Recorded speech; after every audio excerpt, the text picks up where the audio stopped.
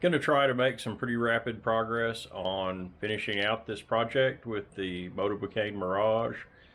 We're going to today or over the next couple of days do the headsets and put the steer tube, the front fork back in, run all the cables, get the tires on, and hopefully have this thing ready for a test drive pretty soon. We're going to spend just a minute here showing how you put the cranks, cotter cranks, back on. It's pretty much the reverse of the process we used before. Again, since we don't have a cotter press, I'm going to use a hammer to gently tap them, a bit more gently than I did for removing them, back in.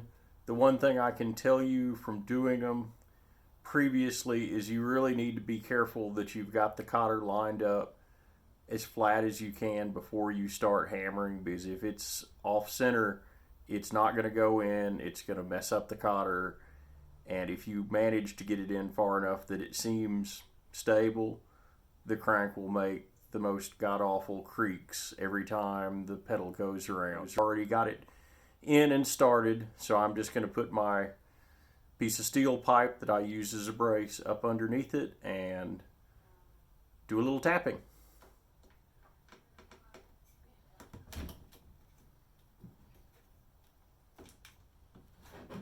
Okay, so we've got the weight on the pipe, which is part of the goal.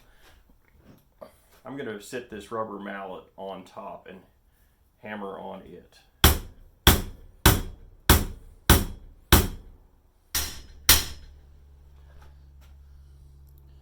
We've gotten it to go in quite a ways there, so I suspect we're pretty good. The Sheldon Brown method from sheldonbrown.com website is you tap them in as far as they'll go, tighten the nut up, which doesn't hold them in. It just holds them in. It won't pull them in. Ride the bike 50 or 60 miles and then tap them again, tighten the nuts back up to make sure they're tight.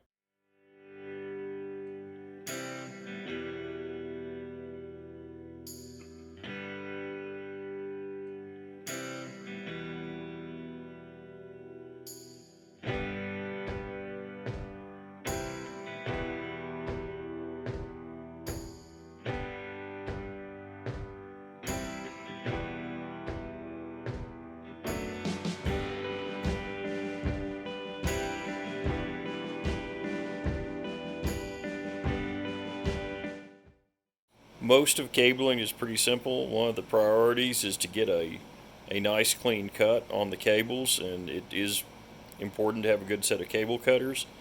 The other thing is to make sure the end is nice and clear.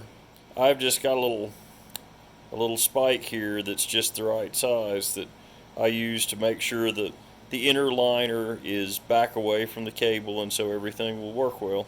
As I mentioned in an earlier video, keep the old cables, label them, and use them as your template if you have any doubt, and that will make your life much simpler.